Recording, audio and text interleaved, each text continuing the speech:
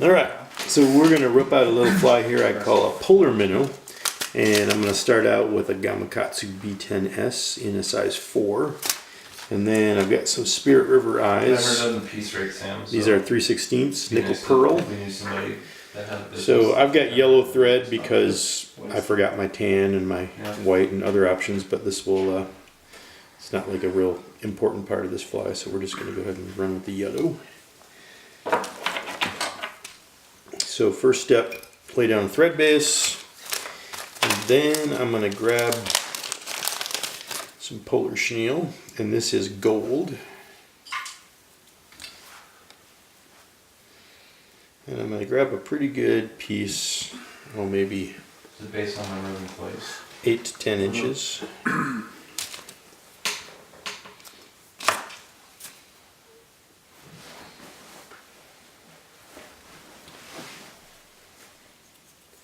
Tie this in just a little behind the eye. Then run my thread straight back to my rear tying point. Now I'm going to bring this back forward and I'm going to go ahead and secure my eyes. Estimated annual. Flip that around. And for this fly, you could do it either way. You could do the eyes on top or bottom.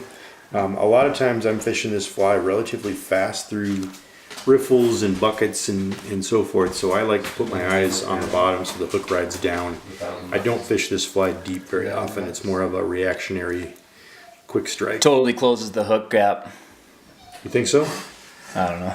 Not with a size 4. And a B10S hook. So, got this on here. The tail, we're going to measure that off. What I do is I'm going to run just a little past the point of the fly there. Maybe a, how much is that, Sam? Oh, 1/4 inch? 4, yeah. About a 1/4 inch past. We're going to cut that off. And then, you got a lighter here somewhere? There was one over here. I saw it earlier. Right there.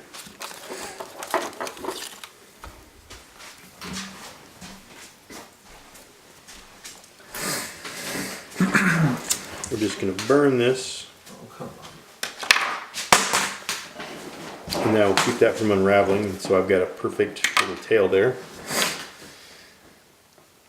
And then I'm going to go ahead and bring this back.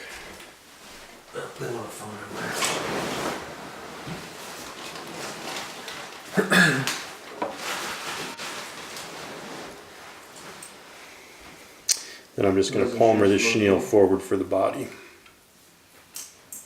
Travelers.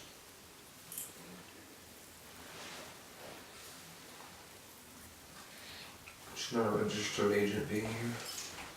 Yeah, this one's. After a couple of turns, I usually like to give a good little tug on that, and that kind of seats that chenille real well, and also makes it flare a little bit better off the core.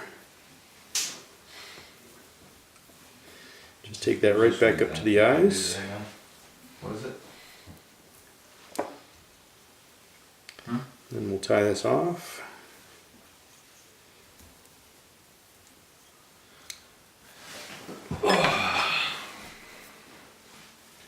ERD.DLI.NP.gov. And then our next step is we're going to put a little ball of UV red ice dub. And I could just spin that on my thread, but I like to do a dubbing loop because I just think it makes it a lot more durable.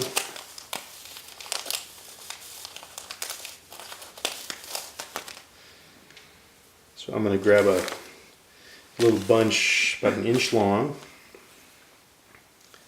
make a quick little dubbing loop.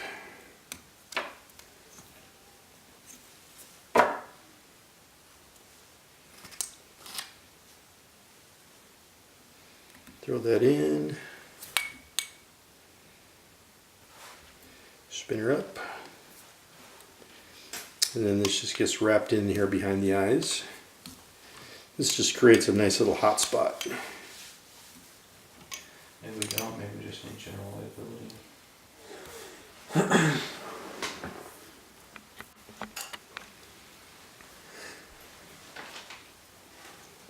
Oh, I'm not sure. And then to finish this fly off, I'm going to switch to some ice dub in tan UV. And I'm going to make another dubbing loop.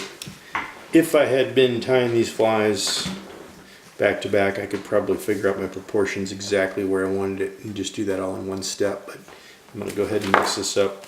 So I'm going to get about a 2-inch layer of this UV ice dub.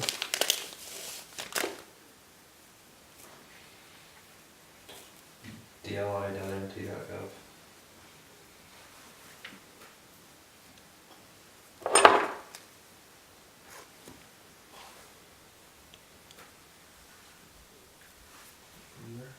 Are you?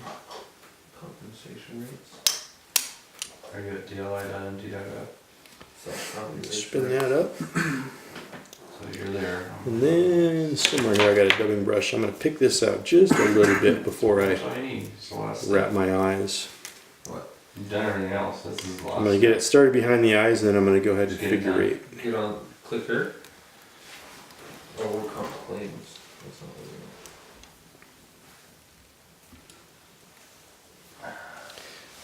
Just tie it off right at the eye there. Looks like I'm on the website. Whip it off. Court. Rules of procedure. My very small little yellow head. Is that moving too much?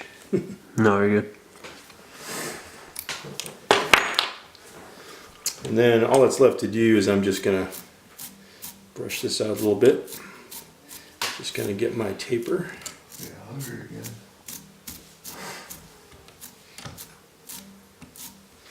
And there we have